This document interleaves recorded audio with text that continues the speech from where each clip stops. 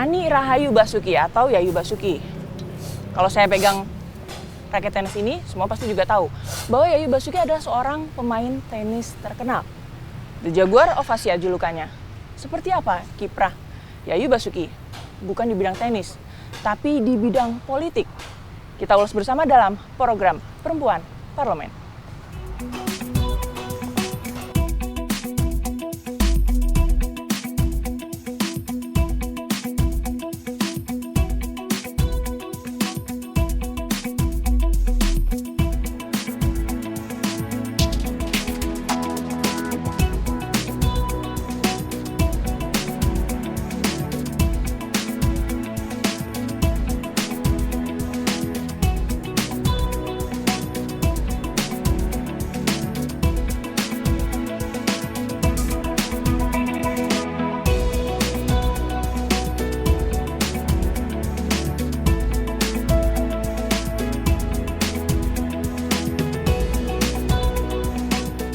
Berhubung saya nggak bisa main tenis, tapi saya bisanya cuma wawancara. Kita wawancara di lapangan tenis gimana? Boleh. Sambil mengenang masa-masa pada saat menjadi atlet. Kayaknya asik juga nih, soalnya kayaknya udah kebiasaan banyak tiap hari kena AC terus, ya rapat-rapat, betul. Jadi di kursi terus, jadi kayaknya lebih sehat ke dalam lapangan. Dalam lapangan ya, Mbak? Iya. Mbak, kalau mengenang masa-masa di lapangan tenis, ada sedikit rasa kangen nggak sih? Kangen banget, terus terang aja. Sebetulnya kalau bicara kangen, emang kangen banget. Pengennya kan selain untuk kebugaran gitu, tapi tenis tuh asik. Tenis itu permainan yang it's a fun game gitu. Jadi membuat kita itu kalau nggak main tuh kayaknya ada sesuatu yang hilang. Seperti apa pada saat itu Mbak menjuarai berbagai macam lomba? Jadi gini, kalau mau diekspresikan memang sulit terus terang aja karena perasaannya tuh sangat berbeda. Jadi terutama saya kan juga udah membawa tenis ini ya lebih ke dunia ya, yang dimana Indonesia belum pernah yang namanya nembus ke profesional. Iya, betul, Mbak. Akhirnya tuh saya waktu itu awal-awal karir itu mungkin awalnya untuk di profesional juara pertama di Pattaya itu orang Asia pertama yang di situ mereka benar-benar kayaknya wah, ini kayaknya ada hope nih tidak hanya dari Asia pertama, tapi saya juga karena dari ASEAN kan, karena turnamennya kebetulan di Pattaya waktu itu Piala Koko. Ada harapan tidak hanya untuk Indonesia tapi untuk Asia. Untuk Asia terutama, betul.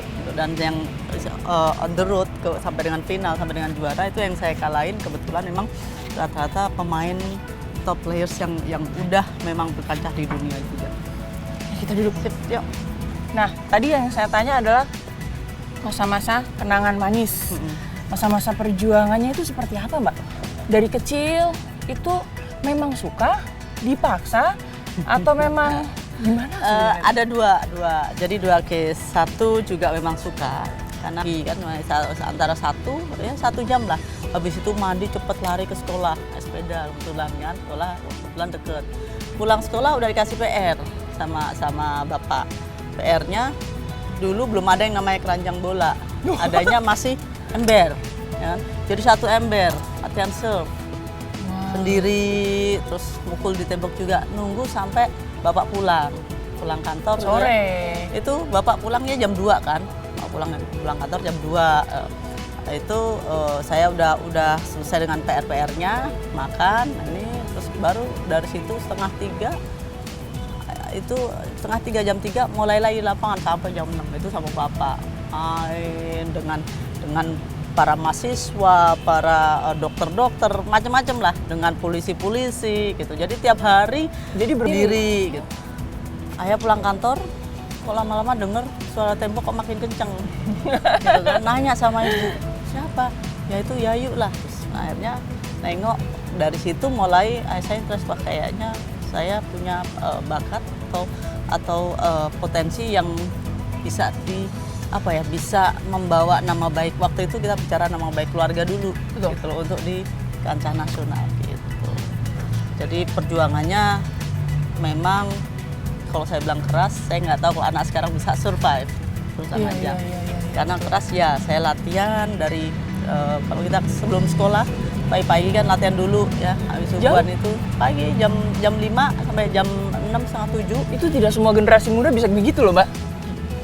Itu makanya saya katakan itu kan memang mesti apa ya, suffer ya terus terang aja. Dan saya pikir working hard bener. Pagi-pagi kan antara 1 jam lah. Habis itu mandi cepet lari ke sekolah, naik sepeda kebetulan kan, sekolah kebetulan deket. Pulang sekolah udah dikasih PR sama bapak. PR-nya dulu belum ada yang namanya keranjang bola, adanya masih ember. Ya. Jadi 1 ember, latihan serve.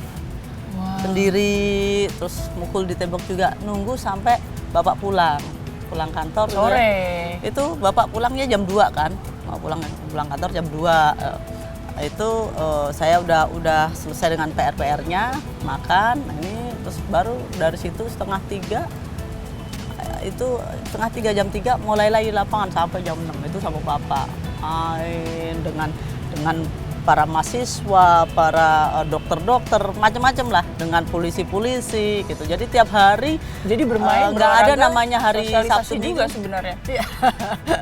Jadi nggak ada waktu libur kan, kalau sekarang kan habis sekolah gitu Weekend. mau Ke weekend mall, dong, weekend. nge-mall gitu. Nggak ada. Sabtu Minggu juga tetap aja di lapangan dulu. Itu memang etos untuk latihan dan etos kerjanya sudah dipupuk oleh orang tua sejak dini ya, Mbak ya? Ya bicara Untuk profesional. bicara kedisiplinan, ya udah Betul. pasti itu saya dapetin dari bapak ya. Itu sangat menghargai waktu karena itu adalah kunci atau komitmen kita untuk menuju sukses gitu loh. Jadi Komitmen itu menuju sukses, untuk disiplin. kunci menuju sukses itu salah satunya disiplin ya. Gimana dedikasi kita terhadap kedua udah otomatis dipupuk juga kita harus memiliki komitmen yang tinggi. Jadi kalau udah komit, kamu main tenis ya, dan maintenance, tapi nggak bercabang, gitu loh. Fokus. Lebih fokus gitu. Ya, Itu. lebih fokus. Jadi itu semuanya memang didikan dari orang tua. Memang udah pasti kalau udah kayak gitu yang agak kelabakan kan sekolah kan. Iya, karena ada PR ya, sedikit. Kalau orang Jawa Pasti. bilang kendor lah. Nah, jadi Sedikit kendor, malam harus berjuang kadang-kadang lagi ada belajar. PR, ngantuk-ngantuk. Tetap harus dikerjain. Ngantuk-ngantuk deh kakak saya yang bimbing. Kadang-kadang saya ngantuk cupit melek lagi. Kayak gitu-gitu Pertama lah. kali lomba apa? Lomba tenis di daerah mana, wilayah mana? Di Jogja itu ada namanya Piala Pakualam. Piala Pakualam Cup. Pakualam. Itu saya namanya masih umur 7 tahun, masih kalah. Ya kan masih belum ini. Tapi begitu tahun depannya udah mulai saya. Tapi nggak patah arang gitu ya, terus? Enggak. Orang tua saya juga nggak. terus mensupport ya? Terus jadi ada waktu itu hampir sebetulnya saya ngerasa tadi dikatakan patah arang ya. Ngerasa ada sedikit turun motivasinya waktu itu karena pada saat usia 9 tahun saya lagi getol-getolnya main, lagi enak-enaknya gitu ya. Ibaratnya latihan itu enggak, saya kena sakit tipes, terus kena air panas. Jadi kira-kira fase yang waktu yang kebuang itu kira-kira 3 bulan, 3,5 bulan. Itu kebuang. Jadi itu bener-bener saya agak namanya masih anak-anak, lagi seneng-senengnya. Terus ya itu kena sakit tipes, kena ini, jadi agak down gitu loh. Jadi itu tapi disitulah peran bapak masuk lagi, bapak sama ibu ya nggak apa-apa jalani lagi gini-gini, akhirnya dipupuk lagi, motivasinya naik lagi. Bener-bener ya support orang tua dan bagaimana seorang anak itu untuk tetap fokus, disiplin. Iya. Nah, dan itu saya Apa maunya lakukan seperti sampai apa? dengan sekarang. Sampai saat ini. Ya. Tidak menyesal dari seorang atlet yang pendapatannya kita semua juga tahu, apalagi idola tahun 90-an loh Mbak. Siapa yang nggak kenal sama Yayu Basuki dan masuk ke dunia politik? Sempat menyesal nggak sih Mbak?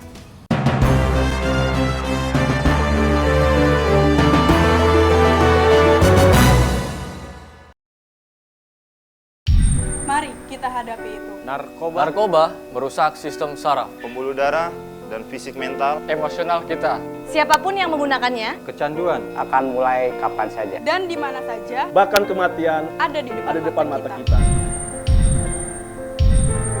Sangat mudah. Sangat mudah masuk kembali ke dalam pikiran kita. Untuk kalian, Untuk kalian Jauhi narkoba.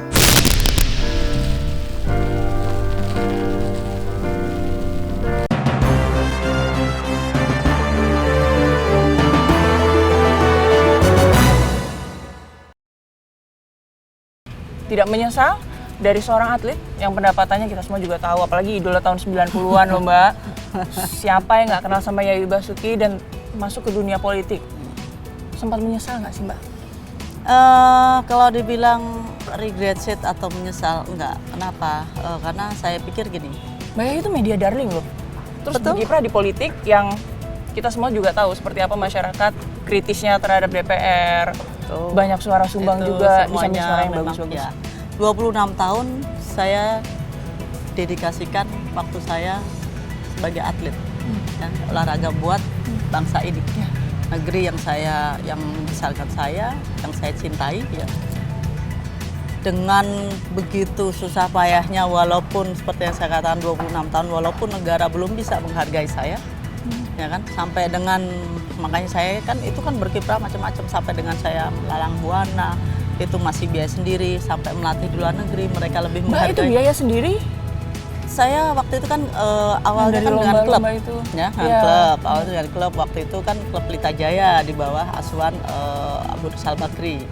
Begitu saya lepas dari klub itu, tahun 95 saya lepas, itu saya full profesional sendiri, ya otomatis biaya sendiri. Nggak ada waktu itu negara, nggak ada, ibaratnya orang Jawa bilang nggak ada cawe-cawenya lah. Gitu. Jadi yang ada, tiap kali mereka cuman, ya yuk kita butuh buat main Asian Games, kita butuh buat main Fed Cup, kita butuh buat main Olimpik. Itu saya masukkan programnya ke program tahunan saya. Kapan Asian Games-nya? Gitu. Jadi terus terang aja, kalau dianggap kontribusi di negara nggak ada. Jadi memang kita murni individu, murni profesional sendiri. Nah itu saya lakukan tahun 26 tahun. Gini, setelah saya, kenapa ini saya ceritain sekalian, kenapa sampai saya ibaratnya terjun ke politik ya. Begitu melalang buana sampai selesai, sampai dengan itu main tenis sampai berhenti, tapi akhirnya main lagi untuk memotivasi adik-adik ya. Iya. Kok kayaknya belum Junior-junior. ada lagi ya, belum ada lagi yang bisa ini. Dan memang kenyataannya, realitanya akhirnya saya dihadapkan dengan usia memang ya udah usia 40-an, nggak mungkin saya akan paksa lagi. Untuk di lapangan ya, Untuk di lapangan, terakhir saya di Asian Games itu 2010 buat Indonesia ya. Nah dari situ saya mulai kan juga menggeluti kepelatihan sekalian sebagai playing captain, yang main tapi juga sebagai captain, dampingin anak-anak gitu kan. Nah tapi tetap aja kayak harapan, mohon maaf, kita ini kan anak bangsa. Ya. Kayaknya terus terang aja negara kita belum bisa menghargai hasil karya anak bangsa sendiri kan gitu. Saya ngelatih di luar, pulang, saya sempat di Hong Kong kan hampir 1 tahun, pulang dari Hong Kong, sebetulnya saya udah dapat tawaran untuk ngelatih di Australia, di developmentnya, dapat tawaran ngelatih di Kanada, itu waktu itu dapat tawaran setelah saya pulang dari Hong Kong. Gitu. Tapi begitu pulang tuh saya ketemu teman-teman dari mantan atlet, itu kan yang masuk di lingkungan IOA. IOA itu adalah Indonesian Olympic Association. Saya kan wakil ketua di situ. Wakil ketua di situ. Indonesian Olympian Association. Jadi Asosiasi Olimpik Indonesia. Yang dimana di bawah naungan World Olympian Association ya. Ada WOA-nya. Nah dari situ pada sharing. Kita kan setiap kali sering. Udah ada asosiasinya, kita sharing. Ini kayaknya belum ada yang memperjuangkan buat atlet nih. Dan mantan atlet ya kan, sampai dengan pelatih. Kayak kita ngobrol-ngobrol, situ kan ada saya, ada Ricky Subagia, ada Richard Sabera, ada Taufik Susi, semuanya kan di dalam situ semuanya. Lalu kita berpikir-pikir, kebetulan kita punya program. Adalah program dari pusat, program Go Green, yang dimana kerjasamanya sama Menteri Kehutanan. Menteri Kehutanannya waktu itu kan Zulkifli Hasan. Iya. Nah, beliaunya kan dari PAN. Fraksi PAN. Nah. Ya, dari PAN. Ini kok kayaknya ya itu ada seiring teman-teman merasa gini ini kayaknya mesti ada nih yang terjun, kebetulan memang waktu itu udah Benar-benar harus ada yang memperjuangkan tidak hanya di lapangan. Tidak di lapangan. Betul. Jadi mesti ada yang masuk ke sistem. Sistem itu Oke. di mana? Di Senayan sini kan gitu. Betul. Nah, itu kayaknya ada searah ininya, jalannya itu kayaknya ada gitu. Memang mungkin kayaknya udah apa ya, tergiring ke situ gitu loh. Dengan teman-teman ada program Go Green, kita jalan, saya nanam mangrove segala macam di puluhan seribu. Dari situ udah lebih juga sama Pak Sulhas, ketum sekarang itu gimana, udah terjun aja deh. Ini ke PAN ini nanti Dilepas disupport. dong Mbak tawaran-tawaran dari Australia. Mau nggak mau saya mesti lepas tawaran Dilepas? itu. Saya mikir waktu itu kira-kira mungkin seminggu lah. Saya pikir karena himbauan dari teman-teman, Mbak Ayu kayaknya mesti ada yang terjun. Jadi waktu itu memang yang coba terjun ada saya, Regi sebagian, Richard Sambira, terus ada Krishna Bayu, ada beberapa senior atlet juga, ada Emma, ada Selfie, beberapa inilah ya. Nah, kita semua coba terjun. Dan juga kaum kebetulan dari para mantan atlet ini ada kerjasama juga dengan PAN. Tapi ada beberapa juga yang akhirnya emang kayak Ricky kan ke Nasdem, ya, terus si Richard dengan PDIP kayak gitu. Jadi kita berbeda warna karena buat kita awalnya masuk ini adalah untuk memperjuangkan saya udah pasti kita ingin memperjuangkan hak orang banyak dalam arti masyarakat ya, terutama saya mewakili dapil mana ya, itu memang Apapun awalnya, mesin politiknya perjuangannya sama. perjuangannya semua sama. Nah, kedua kita juga ingin menggolkan atau memperjuangkan mantan atlet, mantan atlet, pelatih. Jadi supaya mereka ini lebih disejahterakan, lebih diperhatikan. Kenapa sekarang olahraga kita sangat terperosok ya? Salah satunya menurun terus. Bayangin SEA Games saya peringkat 5 kan gitu. Karena memang tidak ada jaminan dari negara ini yang membuat secure mereka gitu loh. Dari kita juga cari bibit-bibit itu susah. Tiap kali merangkul para orang tua gitu ya, mereka selalu ngomong, nanti anak saya setelah jadi atlet jadi apa dong? Iya. Kayak gitu. Nanti Jadi anak saya setelah menang lomba, anak saya sudah dewasa, usianya sudah cukup, terus mau gimana? what's next kan gitu. Iya, betul. Gitu. Jadi ini yang menjadi kendala terutama di situ, makanya ya udah mau nggak mau akhirnya saya berpikir mungkin karir saya di tenis harus ended dulu di sini. Saya sudah membawa nama harum membesarkan tenis Indonesia di kancah dunia selama 26 tahun. Saya dedikasikan waktu saya itu. Barangkali sekarang saya ingin berkarya di bidang yang lain. Akhirnya masuk di politik ini dan alhamdulillah memang lolos gitu. Nah, kiprah Mbak Yayu di dunia politik ini akan kita bahas lagi. Kiprah Mbak Yayu di dunia politik ini akan kita bahas lagi setelah pesan-pesan berikut ini.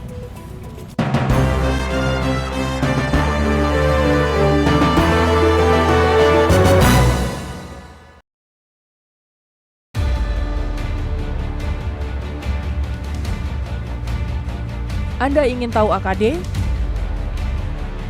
Apa itu AKD?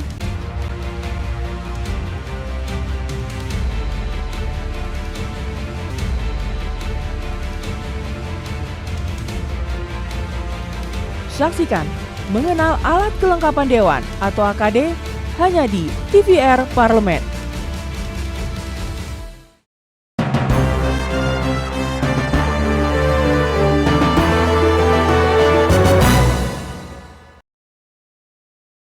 Mbak Yayu, bicara mengenai politik, kita lebih asik kalau sambil jalan-jalan di lapangan tenis. Ayo.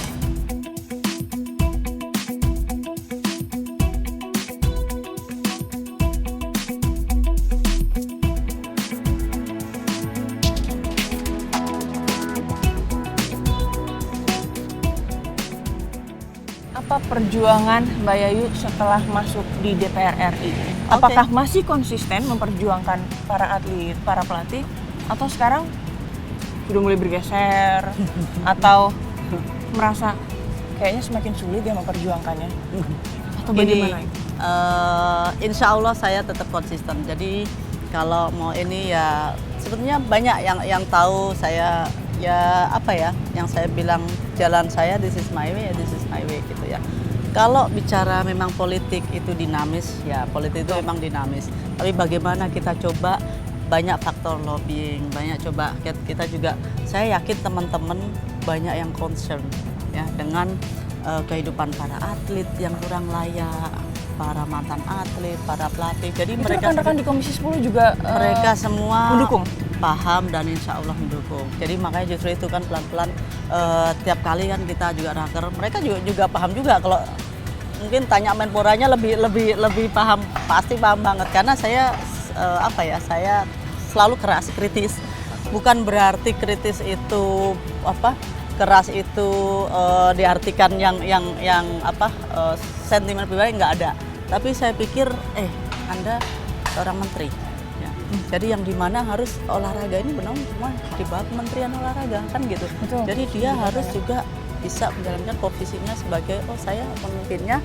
Apapun yang sini kan harus kebijakannya itu kan harus benar. Jadi itu yang selalu saya kritisi. Kalau ada yang Pak melenceng, Menpora sampai hafal dong dengan Mbak Yayu. banget Dengan Coba. kritikan, Pasti interupsi coba segala tanya macam. aja. Itu termasuk anak-anak buahnya itu kalau ketemu itu Bu Yayu terima kasih atas kritikannya yang sangat kritis. Oh iya? Iya. Jadi sangat terkenal terus terang aja. Sangat terkenal dalam arti karena saya paham. Ya, Betul. item atau detail katakanlah dari sisi Mbak Yayu anggaran mengalami umpamanya. itu. Justru itu makanya dari sisi anggaran dari apa yang saya sorotin ya itu saya paham termasuk kemarin terakhir panja persiapan Asian Games Ya. saya kan sangat paham sekali ini sosialisasi nggak mungkin dana segini jadi itu yang kita sorotin terlalu nyolok orang Jawa bilang ngono ya ngono nih ojo ngono kan gitu loh Jadi ngono.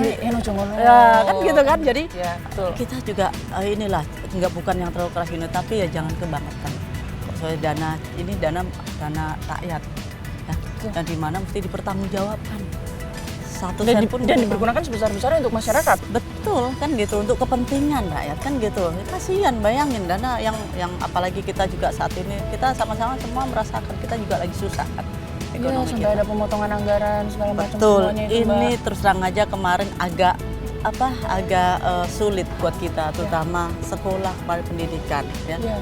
Itu mesti terpotong, mesti berdasarkan dari perjalanan Menkyu Mbak mesti Yayu juga terpotong harus concern juga ke situ kan? Mesti concern Iya. udah pasti. Saya terus terang aja Komisi Jadi 10. nggak hanya di dunia atlet saja, akhirnya Komisi harus 10 itu kan semuanya. domainnya Pendidikan, kan budaya. pendidikan. Kita bicara pendidikan. Tapi pendidikan nggak jauh dari olahraga kan. Nah, itu makanya saya ini jadi saya coba fokus di situ dan kita coba perjuangkan gitu apa yang terbaik. Sebagai pada- seorang perempuan sedih nggak sih Mbak ada pemotongan anggaran, kemudian bagaimana melihat alokasi anggaran yang kadang kurang sesuai pada saat budgeting atau pada sedih saat udah pasti, apalagi saya seorang ibu. Pak Menteri, gimana ini kalau sampai potong sampai 6,5 triliun buat pendidikan dasar dan kebudayaan. Saya bilang, iya nih Mbak, kalau bisa memang. Tapi beliaunya hari ini menjelaskan, dan khawatir Mbak, saya coba juga mengefisiensikan anggaran pengelolaan di dalam tubuh kementerian sendiri ya. Jadi coba di situ juga diefektifkan kalau bisa tidak begitu mengganggu ya dengan volume atau kuota yang memang sudah direncanakan kan gitu. Jadi bagus, saya melihat beliau sangat kooperatif itu salah satunya. Nah, begitu juga halnya olahraga yang memang semua kemarin banyak yang agak kecewa. Kemarin kebetulan kita habis RDP untuk panja Asian Games. Ada Pak Cipto sebagai Ketua Satlak Prima dan ada beberapa ketua termasuk Pak Erick Thohir sebagai Ketua KOI dan Inasgok ya. Jadi situ kan karena ada pengurangan anggaran yang sebetulnya dari Deputi 4 itu meliputi bidang pembinaan prestasi itu kira-kira dikurangin 400 M. Secara keseluruhan dana di Kementerian Olahraga itu dipotong kira-kira 700 M. Jadi itu sangat berdampak sekali. sangat dampaknya sangat besar. 400 M mengurangi dari untuk sisi prestasi. Akhirnya nih yang berteriak Prima, Satlak Prima. Mereka berteriak. Nah, kemarin kita coba perjuangkan. Tolong saya bilang dong pimpinan, kalau bisa salah satunya adalah ada dana yang masih bisa dinegosiasikan untuk katakanlah untuk broadcasting fee dan lain-lain. Coba cari akal kalau bisa untuk mendukung lagi program Satlak Prima. Jangan sampai mereka terlalu jeblok. Padahal proyeksi mereka adalah meraih target 31 medali emas untuk Asian Games nanti 2018. Nah, jadi dana-dana yang dimana untuk pembinaan atlet atau pengiriman atlet jangan sampai dipotong.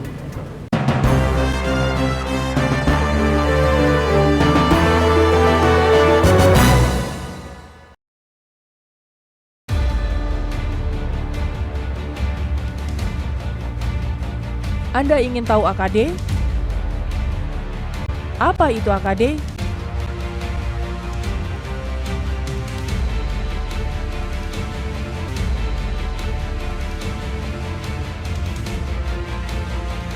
Saksikan Mengenal Alat Kelengkapan Dewan atau AKD hanya di TVR Parlemen.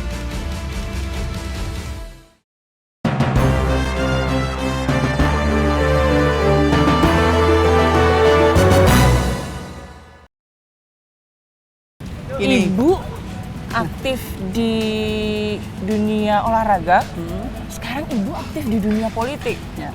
Terus terang gini, waktu pertama mau terjun, udah otomatis dong saya izin suami dan anak kan gitu loh.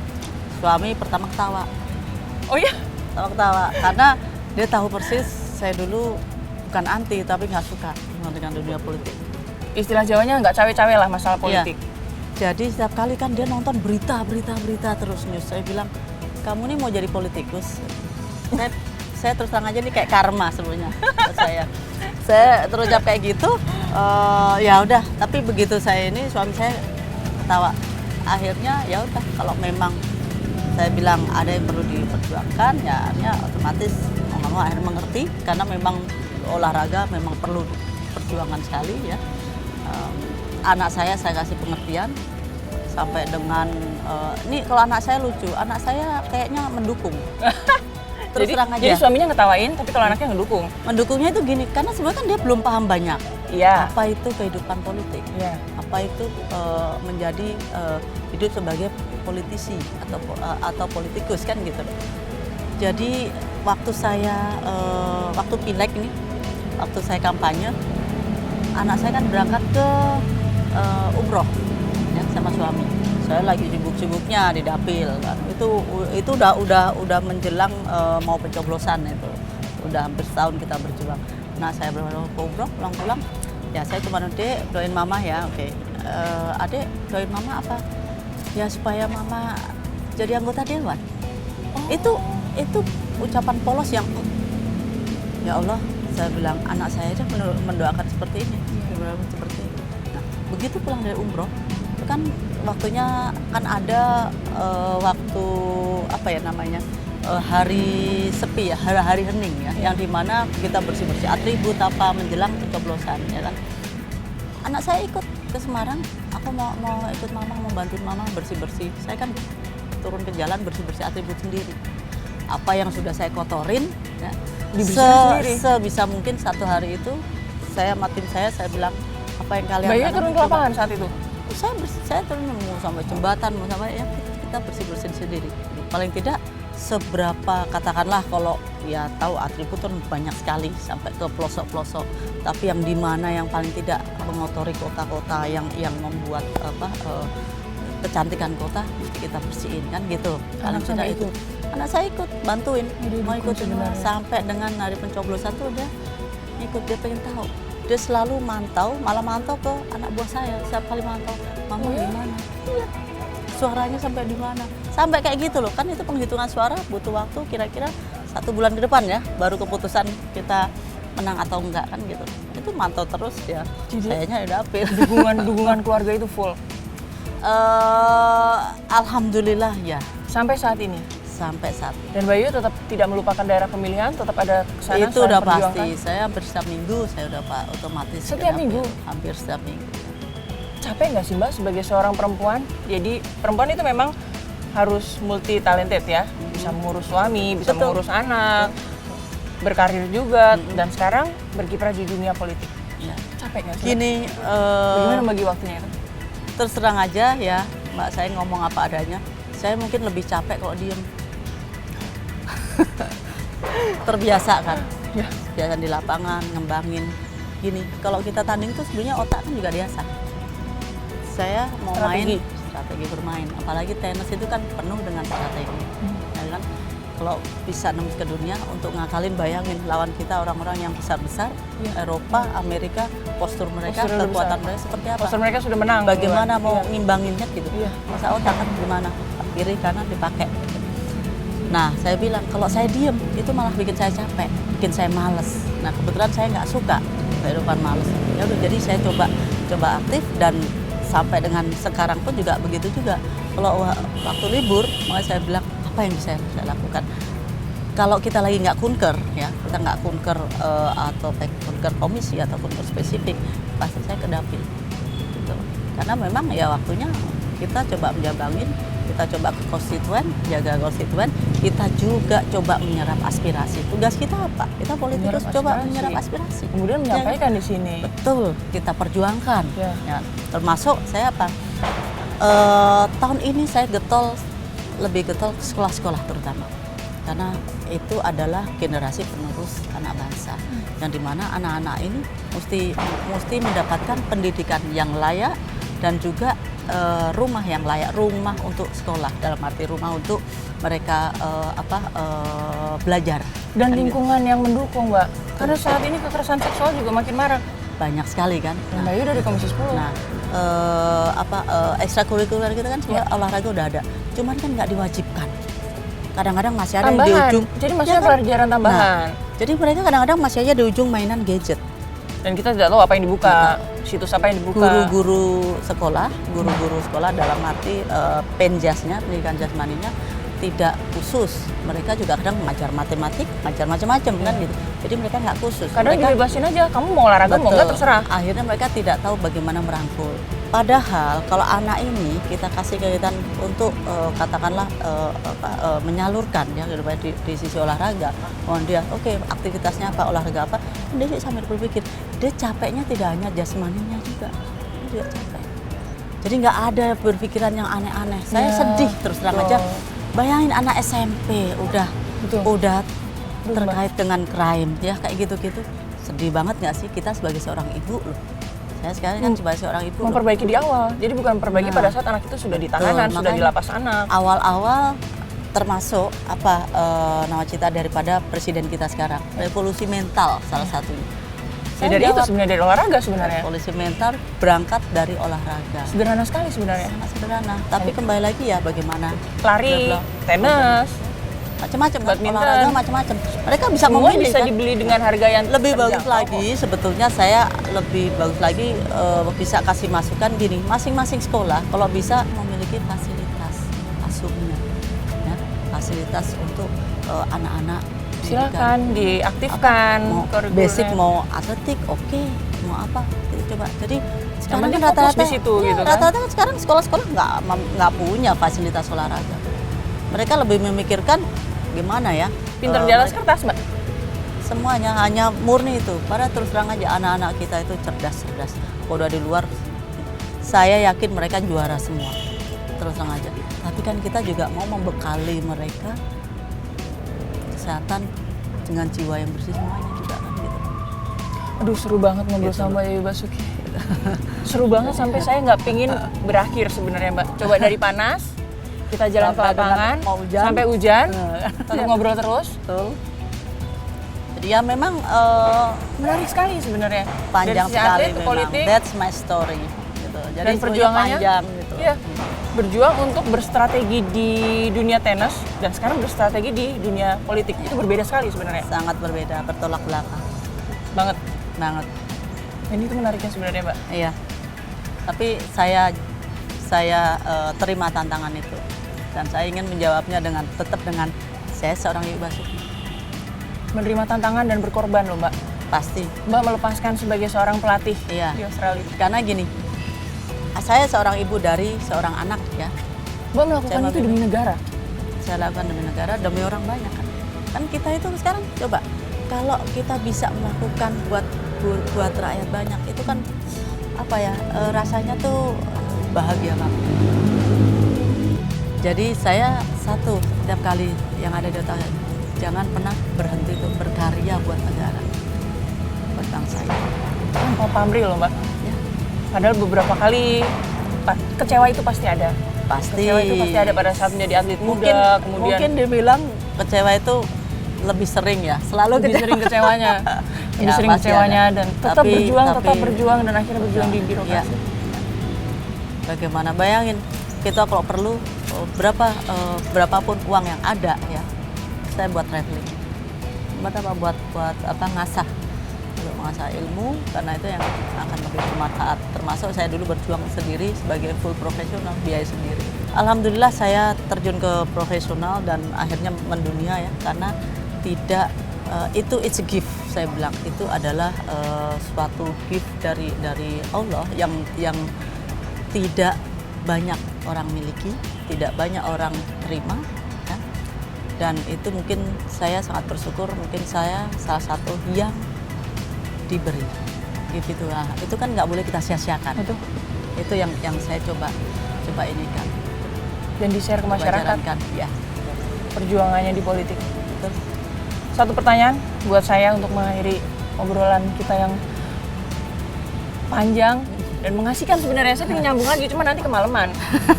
Kasihan teman-teman saya sebenarnya.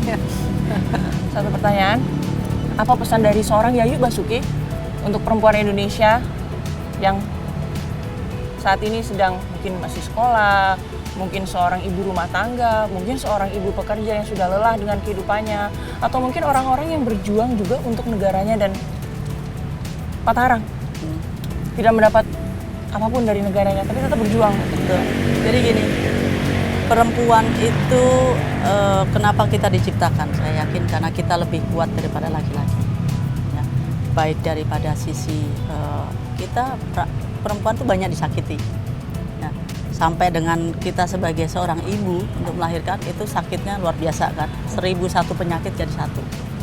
Tapi kita survive, alhamdulillah. Itulah saya bilang seorang perempuan itu jauh lebih kuat, jauh lebih tough, dan saya yakin kesabaran, toughness semuanya semua jadi satu. Nah, termasuk juga lebih bisa survive.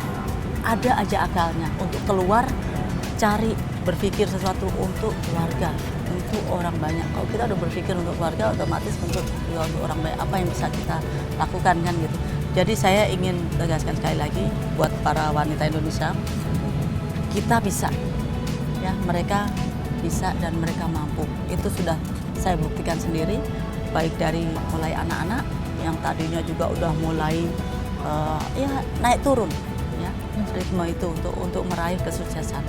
Tapi alhamdulillah itu semuanya ada jalannya. Saya yakin kalau kita punya keteguhan, kesabaran, kita yakin pada diri sendiri bahwa kita bisa, dan kita selalu, saya itu terus terang aja di dunia cuma takut satu, kalau Allah udah marah saya takut, itu aja. Jadi setiap kali saya tanya juga sama halnya, ketemu pemain luar negeri, orang selalu bilang kenapa, apa sih kunci suksesnya? Saya nggak pernah takut dengan lawan, karena saya hanya takut kalau Tuhan itu marah. Saya katakan seperti itu. Jadi saya hanya yakinkan kepada para wanita, baik masih anak-anak sampai dengan para ibu, saya yakin mereka semua bisa berjuang yang terbaik, terutama untuk keluarga dan kalau bisa untuk masyarakat banyak. Dan kita itu jangan mau merasa, ya saya bukan ingin menggiatkan para wanita untuk melawan para laki-laki. Enggak. Kita harus tidak melupakan. Kodratnya udah pasti itu ada, tapi kita itu bisa lebih, bisa. Kita adalah extraordinary person. Jadi saya yakin kita mampu berjuang yang terbaik. Seorang perempuan harus mampu untuk berjuang, tidak hanya untuk keluarga, tapi juga untuk negara. Betul. Demikian Perempuan Parlemen bersama dengan Ibu Yayu Basuki.